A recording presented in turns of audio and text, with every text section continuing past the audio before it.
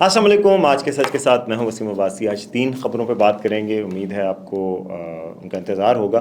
سب سے پہلے تو یہ کہ مریم نواز کی بیماری کے حوالے سے حقیقت کیا ہے. کہا جا رہا ہے کہ جی ان کو شاید خدا نخواستہ تھائرائڈ کا کینسر ہے. اس حوالے سے میں نے کچھ لوگوں سے بات کی ہے, آپ کو بتائیں گے کہ اس کے حوالے سے کیا حقیقت ہے. دوسرا, جو بدنام زمانہ ڈاکو تھے شاہد لنڈ کچے کے, ان کی ہلاکت کے حوالے سے بڑی تہلکہ خیز انکشافات سامنے آئے ہیں, اور پولیس نے بھی تصدیق کی ہے کہ ان کو کس طرح مارا گیا. کیا پولیس مقابلہ تھا یا اپنے ہی رشتہ دار کے ہاتھوں ان کو قتل کروایا گیا, اور اس کے حوالے سے ایک بڑا جال بنا گیا. کیا ہوا ہے, اس حوالے سے دلچسپ ایک داستان ہے, یہ آپ کو بتائیں گے. اس کے علاوہ جی, آئینی بینچ کے جو سربراہ ہیں جیسے سمین الدین, انہوں نے کام شروع کر دیا ہے, اور بڑے بڑے کیسز جو ہے وہ سیٹل اب ہونا جا رہے ہیں آئینی بینچز میں. کیا پیش رفت ہوئی ہے, آج انہوں نے ایک بہت اہم اجلاس کیا اس کے حوالے سے, اور کیا تاخیر کی وجہ ہے, اور کب تک یہ کیسز پہ عمل درآمد شروع ہو جائے گا. ججز کے اندر بھی بے چینی بڑھ رہی ہے, اور کہا جا رہا ہے کہ جی اگر یہ آئینی بینچز ہیں تو غیر آئینی بینچز ہیں ہم لوگ کیا. جسٹس منصور علی شاہ نے بڑے دلچسپ ریمارکس دیے ہیں, وہ بھی بات کریں گے.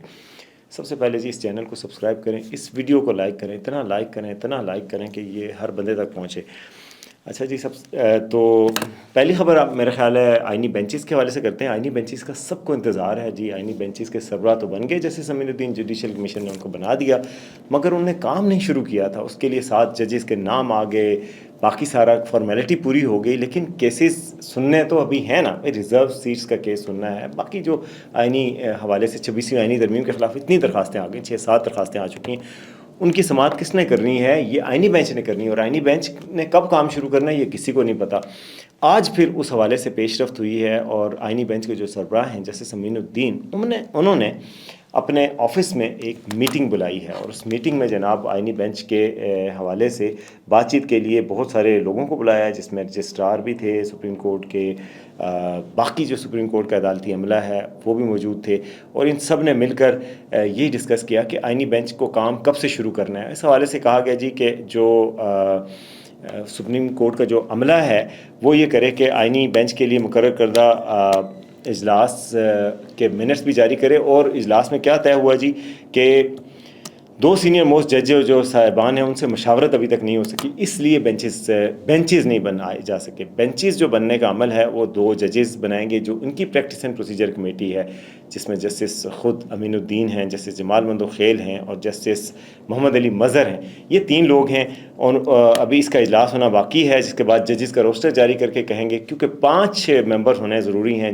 آئینی بینچ میں, تو 5 ممبر ملیں گے اور اس کے بعد وہ کریں گے. جسٹس جمال مندوخیل ملک سے باہر ہیں, اس کی وجہ سے روسٹر جاری نہیں ہو سکا کہ جی کون سا کیس کس دن لگنا ہے, کون سا بینچ کس کیس کو سنے گا.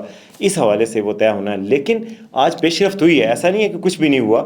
یہ کہا گیا ہے کہ جلد ایک اجلاس ہوگا پریکٹس اینڈ پروسیجر کمیٹی, جو کہ آئینی بینچز کے لیے الگ کمیٹی ہے. ایک جو کمیٹی ہے نا سپریم کورٹ کی, جس میں جسٹس عیا ہیں, جسٹس منصور ہیں, جسٹس منیب ہیں, وہ ہے practice and procedure committee for supreme court. ایک ہے جی آئینی بینچ کے لیے, یعنی کہ آپ یہ کہہ سکتے ہیں کہ جو آئینی بینچ ہے وہ ایک پیرالل عدالت ہے. کیوں, اور اس کی سارے الگ, اس کی کمیٹی الگ, اس کے چیف جسٹس الگ, ایک قسم کے جسٹس امین الدین, انہوں نے آپ اجلاس الگ بلایا جس میں اپنے فیصلے الگ سے کر رہے ہیں. تو انہوں نے جناب اجلاس بلایا, اور اجلاس جسٹس امین الدین کے چیمبر میں ہوا. اس میں اجلاس میں مذکورہ بینچز کو فعال کرنے اور مقدمات کی جلد سنوائی سے متعلق طریقہ کار وضع کرنے کے بارے میں بات چیت کی گئی ہے. اجلاس میں جسٹس امین الدین کا کہنا تھا کہ آرٹیکل 184(1), 184(3) اور آرٹیکل 186 کے بشمول انسانی حقوق سے متعلق مقدمات کے بارے میں بریفنگ دی گئی کہ یار یہ مقدمے ہیں جو انسانی حقوق کے متعلق ہیں, ان کے حوالے سے وہ ہونا چاہیے. فیصلہ کیا گیا کہ آئین کے آرٹیکل 191(a) کے تحت مقدمات کو اقسام یا کیٹیگریز میں تقسیم کیا جائے گا, ان کی کلر کوڈنگ کر کے یار کہ یہ مقدمہ آئینی عدالت کا ہے, یہ دوسری عدالت کا ہے. سپریم کورٹ کے سینئر ریسرچ آفیسر مظہر علی خان آئین کے آرٹیکل 199 کے تحت دائر ہونے والی درخواستوں کی درجہ بندی کریں گے. اس اجلاس میں جناب محمد سلیم خان صاحب شریک ہوئے, جو رجسٹرار ہیں, Nazar Abbas Sahib additional registrar judicial, Mazhar Ali Khan senior research officer, Nazir Ahmed institution officer, Abdul Rahman judicial assistant, اور مبشر احمد جوڈیشل اسسٹنٹ, یہ شریک ہوئے جی. تو گویا آئینی عدالت یا آئینی بینچز اب لگنے والی ہے, اور جو انتظار تھا وہ ختم ہوگا. اور جو بڑے فیصلے ہیں کہ جی وزیر اعظموں کا کیا ہوگا, جو قانون بن رہے ہیں ان کا کیا ہوگا, آئینی ترمیم جو آئی تھی 26ویں اس کا کیا ہوگا, یہ سب فیصلے جسٹس امین الدین کے سربراہی والی عدالت کرے گی اور وہ دوسری عدالت نہیں کرے گی. یہی وجہ ہے کہ آج جب سپریم کورٹ کی سماعت ہوئی، جسٹس منصور علی شاہ جو سینئر پونے جج ہیں، انہوں سے رہا نہیں گیا اور انہوں نے کہا کہ یار یہ ہر مقدمہ تو آئینی عدالت میں جائے گا، غیر آئینی عدالت کے تو مقدمے ہی نہیں ہیں، تو غیر آئینی عدالت نے کیا سننا ہے یہ پتہ چل جائے. تو گویا وہ انہوں نے اپنے اس کرب کا اظہار کیا کہ جی ہمارے پاس آپ نے کیا مقدمے چھوڑے ہیں، قتل کے، دیوانی، فوجداری، جائیداد کے جھگڑے کے مقدمے چھوڑ دیے ہیں، جو حکومتیں گرانے، توڑنے، ہٹانے، یہ والے مقدمے کدھر، یہ ہمارے پاس کیوں نہیں ہیں. گویا یہ انہوں نے شکوہ کیا. یہ ایک ریمارکس بھی سامنے آئے. اب آتے ہیں جی دوسرے قضیے کی طرف، اور دوسرا ہے جی قصہ کہ جی مریم نواز کو ہمارے دوست ہیں شاہد اسلم، انہوں نے خبر دی. جی امریکہ میں ہوتے ہیں آج کل اور بڑے اچھے صحافی ہیں، ہمارے ساتھ نیوز انویسٹیگیشن سیل میں میرے کولیگ رہے ہیں.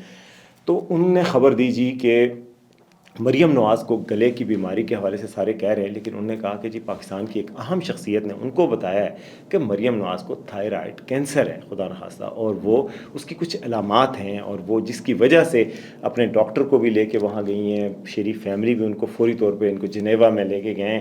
اور وہ ظاہر ہے جو یہ خبریں چلی تھی کہ جس موگ ہے اور سارا کچھ ہے، تو وزیر اعلیٰ کیوں غائب ہیں، اور چیف سیکرٹری بھی گئے ہوئے تھے، اور مریم اورنگزیب کے ساتھ ان کی تصویر بھی آئی ہے جس میں مریم اورنگزیب نے 2 بیگ اٹھائے ہوئے ہیں، ایک اپنا بیگ بھی اور ایک مریم نواز کا بیگ بھی. اس پہ بڑی تنقید بھی پی ٹی آئی کر رہی ہے کہ جی 2 بیگ اٹھائے ہوئے ہیں، آپ ذاتی کیا ملازمہ ہیں ان کی اور کیا ہے، اور اس طرح کی باتیں کی گئی ہیں. حالانکہ ایک بیمار خاتون ہیں، چاہے ان کی باس ہیں، ان کی لیڈر ہیں، انہیں بیگ اٹھائے ہوئے ہیں، لیکن یہ بہرحال تبصرے ہوئے ہیں. تو شاہد اسلم کا کہنا تھا کہ ان کو یہ مسئلہ ہے. اچھا، اس حوالے سے ہم نے بات کی جو سینئر لیڈرز ہیں نون لیگ کے، تو ان نے جو کوٹ ان کوٹ موقف دیا ہے کہ جی یہ ایک پیتھیٹک نیوز ہے، اور یہ اس لیڈر کا کیا کہنا ہے جو کہ مریم نواز کے ساتھ موجود ہیں. تو ان لیڈرز کے مطابق یہ ہے کہ جی یہ پیتھیٹک نیوز ہے، مگر اس سے زیادہ انہوں نے تبصرہ نہیں کیا. اب پیتھیٹک نیوز تو یہ بھی ہوتا ہے نا کہ آپ اس ایک خبر دیں تو جی جیسے ہمارے دوست عمر چیمہ نے عمران خان صاحب کے نکاح اور شادی کی خبر دی، تو لوگ کہتے ہیں یار یہ خبر نہیں دینی چاہیے، یہ جرنلزم نہیں ہے، فلاں ہے فلاں ہے. اور عمر چیمہ کہتے تھے کہ یار سیلیبریٹیز کی جو خبر ہوتی ہے وہ خبر ہوتی ہے، پوری دنیا میں یہ خبر بنتی ہے. ٹرمپ کی شادی خبر ہے تو عمران خان کی شادی کیوں نہیں خبر؟ یہی بات ہے. شاید یہ تناظر ہو کہ جی ان کے حوالے سے جو کہا جا رہا ہے وہ یہ خبر دینی یا نہیں چاہیے. مگر بات یہ ہے کہ شاہد اسلم تو اپنی سٹوری پہ قائم ہیں، لیکن نون لیگ تردید کر رہی ہے ان سو مینی ورڈز کہ جی نہیں ایسی بات نہیں ہے. مگر بات جو بھی ہے، مرض سیریس ہے. اس سے پہلے بھی یہ سرجری کروانے گئی تھی مریم نواز، جو اس حکومت بننے سے پہلے، الیکشن سے پہلے، اور ابھی دوبارہ بھی گئی ہیں. تو ہم تو دعا گو ہیں کہ اللہ تعالیٰ مریم نواز کو صحت دے. پاکستان کے تمام لیڈرز اگر کسی بھی بیماری میں ہوں تو جلد سے احتیاط ہوں اور ٹھیک ہو جائیں. اور ظاہر ہے بلاول بھٹو، مریم نواز اور یہ جو آنے والی قیادت ہے، کم از کم ان کے حوالے سے تو لوگ امید لگائے بیٹھے ہیں کہ یہ لوگ مستقبل کی قیادت ہیں، تو ان کو کچھ ہو جائے یہ لوگ نہیں دعا گو، سب دعا گو ہیں کہ جی اللہ تعالیٰ ان کو جلد سے بیعت کرے. ہماری بھی نیک خواہشات ہیں مریم بی بی کے حوالے سے، اور باقی بھی پاکستان کے تمام لیڈرز کے حوالے سے، کسی بھی جماعت سے تعلق ہیں، اور پاکستان کے تمام لوگوں کے حوالے سے اللہ تعالیٰ کسی کو بھی اگر کسی اس طرح کی موذی مرض میں کوئی جراثیم بھی بن رہے ہیں تو ان کو ختم کر دے، اور سب کو ٹھیک رکھے، اور سب کو ایسی امراض سے محفوظ رکھے، جان لیوا قسم کے امراض سے. تو یہ تھی جی اس حوالے سے خبر. ابھی بھی اس خبر کی مکمل میں آپ کو کل مزید تفصیلات بتاؤں گا، لیکن ابھی تک پارٹی لیڈرشپ اس کو ڈینائی کر رہی ہے. اچھا، دوسری آپ آخری خبر کی طرف آتے ہیں. میرے دوست ہیں شیر علی خالتی اور راجن پور سے ہیں. انہوں نے جناب کچے کے ڈاکو جو شاہد لنڈ ہیں ان کے قتل کے حوالے سے تہلکہ خیز سٹوری دی آج بی بی سی میں، اور میری بھی ان سے بات ہوئی ہے. میں نے ان کو مبارکباد بھی دی کہ آپ نے بڑی اچھی سٹوری دی. اس سٹوری نے جناب یہ سارا تاثر ہی چینج کر دیا کہ پنجاب پولیس کہتی ہے کہ جی ہم نے پولیس مقابلے میں ان کو مارا، بڑی کامیابی ہے. گو کہ کامیابی ابھی بھی وہ کلیم کر رہے ہیں، لیکن شاہد لنڈ کے جو قتل ہوا تھا وہ ہوا کیسے تھا کہ ایک کال آئی ہے لاہور کے ایک پولیس آفیسر سے، اور صاحب اس میں کہا گیا کہ صاحب میں نے آپ کے کہنے پر شاہد لنڈ کو قتل کر دیا ہے، اور میں نے آپ پر اعتبار کیا ہے، میرا خدا جانتا ہے آپ مجھے تحفظ دیں، جہاں کہتے ہیں میں آ جاتا ہوں. شاہد کا قتل میں نے کر دیا ہے. یہ پولیس کے سینئر آفیسر کو ایک کال آئی ہے کچے کے علاقے میں سرگرم ڈاکوں کے خلاف کارروائیاں کرنے والے پولیس آفیسر جو تھے پنجاب پولیس کے، ان کو جمعہ کو 8 نومبر کی شب یہ پیغام ملا. اس منصوبہ بندی کی پائے تکمیل تک پہنچنے کی تصدیق بھی ہو گئی، جو کہ پولیس نے ہی منصوبہ بندی کی تھی. قتل کا انڈائریکٹلی پولیس ہی منصوبہ ساز تھی، مگر قتل میں پولیس کی گولی کوئی نہیں چلی. پنجاب، سندھ اور بلوچستان کے کچے کے علاقوں میں خوف اور دہشت کی علامت تھے شاہد لون، اور ان کی ہلاکت کے لیے ایک زبردست پلاننگ کی تھی انہوں نے. پلاننگ کیا تھی کہ کچے کے علاقوں میں ڈاکوں کے خلاف کئی بڑے آپریشن کرنے والی پنجاب پولیس نے شاہد لون کو مارنے کے لیے ایک گولی بھی نہیں چلائی، بلکہ حکام کے بقول اس کام کو سر انجام دینے کے لیے لالچ اور گھات کا استعمال کیا گیا، ان کے قریبی اور بھروسہ مند ساتھی کو استعمال کیا گیا.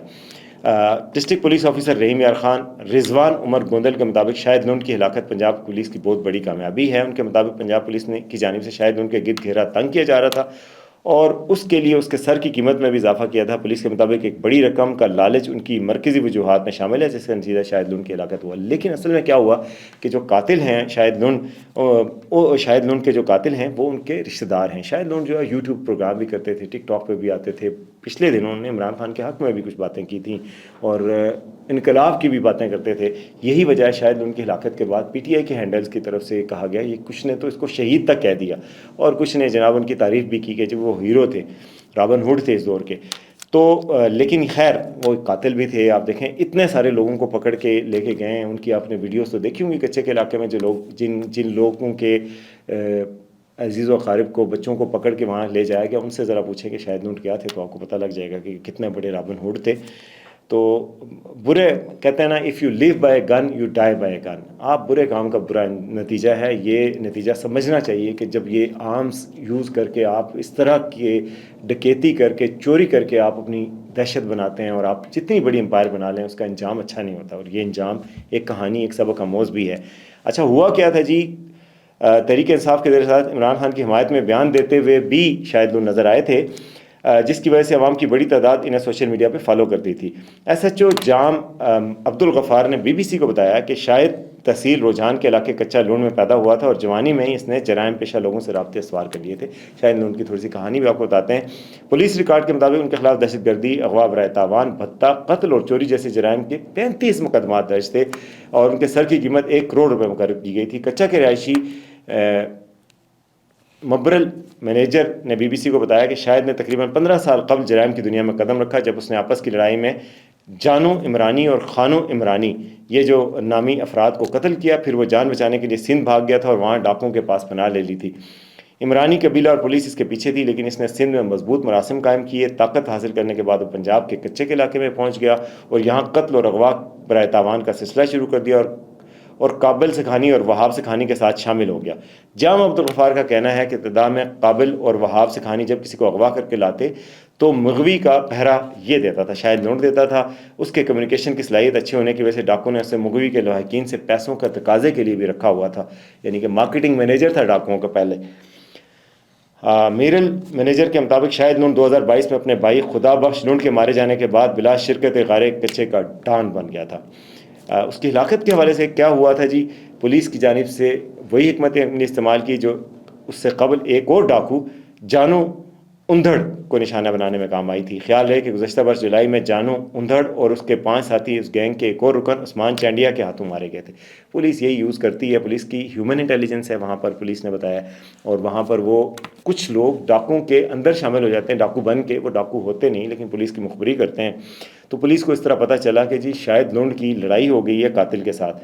قاتل اس کا رشتہ دار ہے، اس کا نام نہیں بتایا جا رہا. ان کا کہنا ہے کہ وقوع کے شب قاتل نے شاہد لون کو اس کے گھر سے کچھ فاصلے پر بلایا اور اکیلا دیکھ کر گولیاں مار دی. اس کے بعد قاتل وہاں سے موٹر سائیکل پر سوار ہو کر پہلے اپنے گھر گیا اور پھر علاقے سے چلا گیا.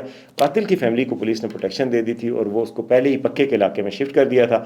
قاتل کہہ رہا ہے کہ اب مجھے پروٹیکشن دی جائے، میرے خلاف جو کیس ہے وہ ختم کی جائے، یعنی سلطانی گواہ بنا دیا جائے. راجن پور کے ذیلی پولیس افسر دوست محمد نے بی بی سی کو بتایا ہے کہ قاتل اور مقتول دونوں آپس میں رشتہ دار تھے اور جب پولیس کو علم ہوا کہ قاتل کے شاہد لون سے اختلافات شروع ہو گئے تو ہم نے اس چیز کو اپنے حق میں استعمال کیا. ان کا کہنا تھا کہ چونکہ ہمیں شاہد لون کے خاتمے کا ٹاسک دیا گیا تھا تو ہم نے قاتل کو اس کے خلاف 1 درجن سے زائد مقدمات ختم کرنے اور تحفظ کی ضمانت دی. جو قتل کرنے والا تھا اس کے خلاف بھی 1 درجن مقدمے ہیں. ان کو کہا کہ آپ کو تحفظ دیا جائے گا تو آپ کریں. اس سے ساتھ وہ رابطے میں تھے، پل پل کی وہ خبر دے رہے تھے. قاتل نے جمعہ کی صبح بھی شاہد لون کو قتل کرنے کی کوشش کی لیکن کامیاب نہیں ہو سکا. پھر رات کو وہ کامیاب ہو گیا. ہم نے اس کے خاندان کو پکے کے علاقے میں منتقل کر دیا تھا اور قاتل کا الزام کیا تھا، کیوں اس نے قتل کیا؟ اس کا اپنا موٹیو یہ تھا کہ شاید نے اس کی بھابھی کو اغوا کیا تھا اور 15 دن گزرنے کے بعد بھی کوئی اس نے ہیلپ نہیں کی، اس کو پیش رفت کوئی نہیں کی، تو اس کی اپنی گرج پیدا ہوا، اس کا گرج پیدا ہوا۔ پولیس کو اس نے کہا میرا اس کے ساتھ مسئلہ ہے، پولیس کی ہیومن انٹیلیجنس نے ان کو خبر دی کہ واقعی اس کا مسئلہ ہے، ٹیکنالوجی کے ذریعے تصدیق ہوئی، پھر اس کے بعد پولیس نے اس کو ٹاسک دے دیا کہ یار تو اس کو مار دے، اور پھر اس کے بعد اس نے اس کو قتل کیا، اور قتل کر کے لاش جو ہے پولیس کے مطابق ابھی بھی اس کے ساتھی لے گئے ہیں شاید ڈھونڈ کے، اور وہ پولیس تک نہیں پہنچی۔ تو یہ تھی جی ایک جرم کی کہانی جس کا آپ کو بتایا۔ امید ہے آج کا ویلاگ آپ کو پسند آئے گا، دیکھتے رہیے آج کا سچ۔